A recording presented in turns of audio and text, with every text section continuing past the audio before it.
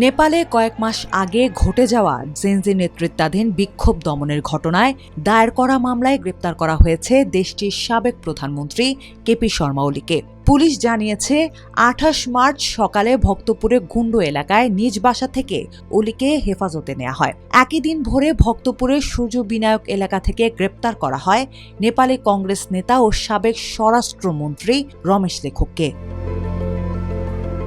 স্বরাষ্ট্র মন্ত্রণালয়ের করা অভিযোগের ভিত্তিতে অনিচ্ছাকৃত নরহত্যার একটি মামলায় তদন্ত শুরু হয়। সেই তদন্তের অংশ হিসেবেই আদালতের পরোয়ানা নিয়ে এই গ্রেপ্তার করা হয়েছে বলে জানিয়েছে পুলিশ। দ্য কাঠমান্ডু পোস্টের প্রতিবেদনে বলা হয়েছে, সাবেক বিচারপতি গৌরী বাহাদুর কার্কির নেতৃত্বে গঠিত একটি তদন্ত কমিশনের সুপারিশ বাস্তবায়নের অংশ হিসেবে এই পদক্ষেপ নেওয়া হচ্ছে। কমিশন তাদের প্রতিবেদনে জানিয়েছে, ফৌজদারি অবহেলার দায়ে ওলি, লেখক এবং তৎকালীন পুলিশ মহাপরিদর্শক চন্দ্রকুবের খাপুংয়ের বিরুদ্ধে জাতীয় দণ্ডবিধির ১৮১ ও ১৮২ ধারায় মামলা হওয়া উচিত। এই অভিযোগ প্রমাণিত হলে তাদের সর্বোচ্চ ১০ বছর পর্যন্ত কারাদণ্ড হতে পারে।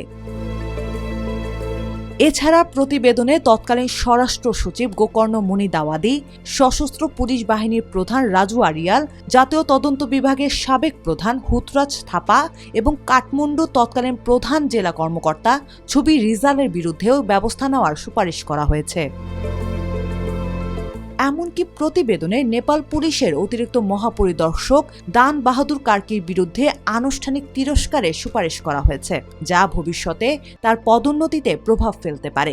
একই ধরনের তিরস্কারের সুপারিশ করা হয়েছে সশস্ত্র পুলিশ বাহিনীর কর্মকর্তা নারায়ণ দত্ত পাউডেলের ক্ষেত্রেও।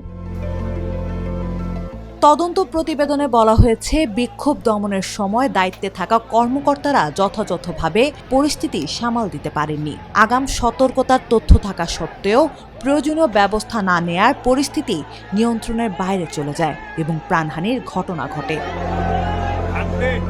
জেনজি নেতৃত্বাধীন ওই বিক্ষোভে মোট ৭৭ জন নিহত হন। পাশাপাশি সরকারি ও বেসরকারি সম্পত্তির ব্যাপক ক্ষয়ক্ষতি হয়। এই গ্রেপ্তার অভিযান পরিচালনায় ভক্তপুর জেলা পুলিশ ও কাঠমান্ডু উপত্যকার পুলিশ যৌথভাবে কাজ করছে। একই সঙ্গে পুরো কাঠমান্ডু উপত্যকায় নিরাপত্তা জোরদার করা হয়েছে।